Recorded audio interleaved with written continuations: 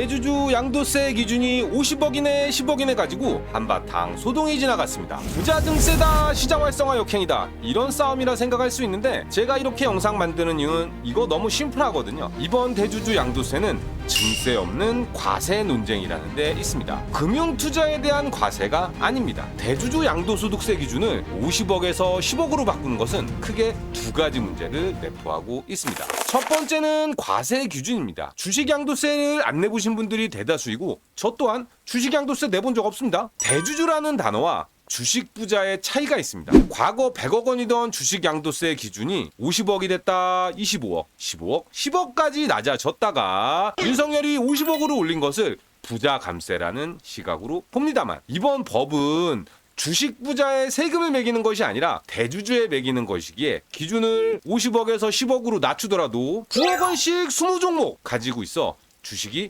180억 원이 있어도 세금을 안 내도 됩니다. 반면 특정 기업의 미래를 좋게 보고 한 종목에 10억 몰빵한 사람은 세금을 내야 합니다. 아니 그런 법이 어딨냐고요? 너 잘 알지도 못하면서 그런 이야기 하는 거 아니냐고요? 법 이름이 대주주 양도소득세입니다. 소액주주는 안 내도 대주주는 내라고 만들어 놓은 법이에요. 50억이라도 대주주들은 억울할 거예요. 왜 우리만 양도소득세 내냐고. 지금 기준이 50억이잖아요. 중소기업 오너여서 50억 들고 있는 사람은 세금 내야 합니다. 근데 삼성전자 49억, 하이닉스 49억 이런 식으로 10종목에 490억 들고 있는 투자자 세금 안 내도 됩니다. 두 번째는 과세 기준일입니다. 10억이든 50억이든 기준 정해지면 해당하는 사람들 세금 내면 되겠죠. 근데 대주주 양도소득세는 가만 보면 빈틈이 많이 있습니다.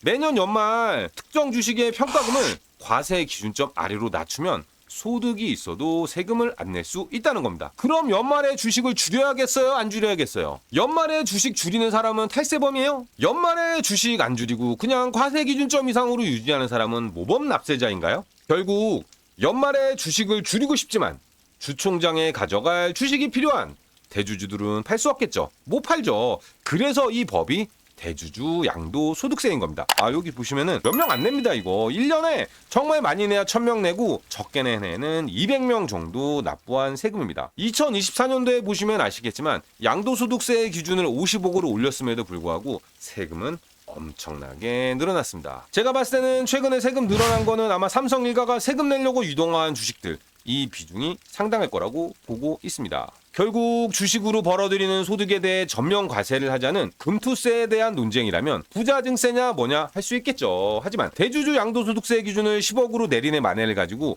왜 이런 논쟁을 하고 있는 거죠? 그래도 부자 증세니 진행해야지 라고 주장하신다면 몇 가지 이야기를 더 드려보겠습니다. 조세의 4대 원칙이 있습니다. 공평성이란 납세자의 담세력에 따라 부과해야 된다는 겁니다. 공평해야 하니까 같은 세금을 내자가 아니고 돈을 더 많이 버는 사람은 더 높은 세율로 내는 게 공평하다는 실질적 공평입니다. 그런데 대주주 양도세는 같은 돈을 벌어도 소액주주는 안 내고 대주주는 내는 겁니다. 10억으로 20억 번 사람은 세금을 안 내고 50억으로 10억 번 사람은 세금을 내는 담세력의 기준이 수익금이 아닌 자산 기준으로 되어 있는 거죠. 우리 부동산이랑 비교해 보더라도 부동산은 1가구 1주택자의 세금은 낮춰주고 다주택자에겐 고율로 부과하는 부동산 양도소득세와 비교해 보더라도 이상하죠. 확실성의 원칙. 누가 언제 얼마를 어떻게 내야 하는지를 따져봐도 문제가 있습니다. 과세 대상자가 명확하지 않습니다. 50억 가진 사람이 그걸 모를 수 있겠냐고요? 50억이면 모를 수 없겠지만 10억이 되면 이야기가 달라집니다. 대주주 양도세는 경영진 양도세가 아닌 대주주 양도세입니다. 대주주의 기준을 본인 및 특수관계인을 포함하고 있습니다. 내가 5억,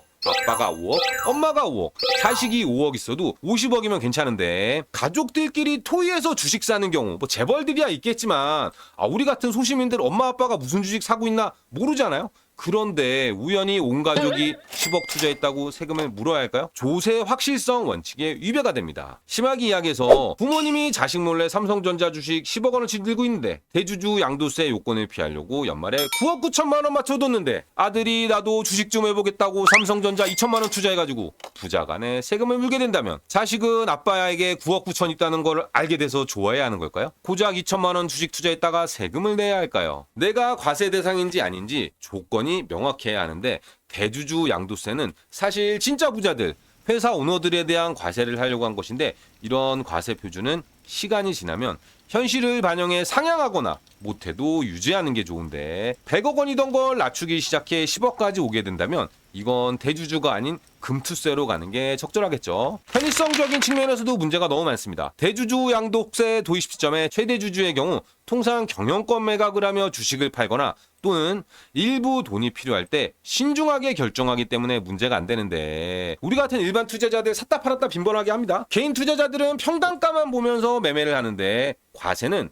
개별 주식의 취득단가 로 하게 됩니다. 어떤 주식을 파느냐에 따라 세금이 나오고 안 나오고 한다는 겁니다. 뭔 소린지 이해가 안 가신다면 이것과 관련된 것은 정영진이 엄마에게서 주식을 사온 이유와 관련된 영상을 보시면 될 듯 하고요. 가장 문제가 되는 것은 경제성의 원칙입니다. 여의도에 많은 사람들이 이것을 지적하는 건데 여의도 사람들 그 사람 부자잖아. 그러니까 부자 증세 반대하지. 이거 강행해. 이런 분위기인데 조세의 징수와 집행에 소요되는 비용이 세수보다 과도하게 크지 않아야 한다는 겁니다. 정부가 세금을 징수하기 위해 연말에 대주주인지 알아보고 당신 이번에 판 주식은 손실 난 거니 놔두고 지난번 판 거는 수익 난 거니까 그건 세금을 내셔야 한다고 알려주고 내는 사람도 내가 이렇게 내는 게 맞는지 체크하는데 들어가는 비용이 걷어들인 세금보다 확연히 많아야 하며 이렇게 세금을 거둠으로 인해 경제에 주는 영향이 가급적 적어야 한다는 세금을 걷긴 걷는데 티 안 나게 걷어가거나 티를 덜 내야 한다는 건데 대주주 양도세 기준 하향은 피해갈 사람은 다 피해가서 세금은 그냥 기존 대주주들만 내는데 어쩌다 한 종목에 모여있는 가족들에게서 걷어가고 연말마다 주식시장 밀려서 주식시장엔 혼란만 주고 이건 뭐지? 그냥 있어도 이상한 대주주 양도세를 10억으로 낮춰서 세무공무원들 일하는 것 같은 모습을 좀 보여주려는 게 아닌 건가요? 구멍이 숭숭 난 게 아니라 채만 남은 잠자리채를 들고 1년 365일 쉬지 않고 뛰면 잠자리 한 마리 잡힐까요? 부자 증세냐 감세냐의 논쟁을 할 거라면 금투세를 가지고 해야지 엄한 대주주 양도세를 들고 나오니 탁상행정이란 이야기를 듣게 되는 겁니다. 이거 기획한 사람들은 아마 주식 투자 같은 건 해본 적이 없을 겁니다. 그러니까 좋아! 이번에 반발한 부자 내 조만간 작살내주겠어! 이러고 이를 갈고 있을 건데 대주주 양도세에 반대한 사람들 주식 수십억 수백억 있어서 그런 거 아닙니다. 그리고 오늘 영상에 설명드렸지만 주식 수백억 있어도 연말에 한 종목을 10억 아래로 낮추면 세금 안 냅니다. 부동산이랑 달리 주식은 거래가 매우 쉬운 편입니다. 구독과 좋아요는 영상 제작에 큰 힘이 됩니다.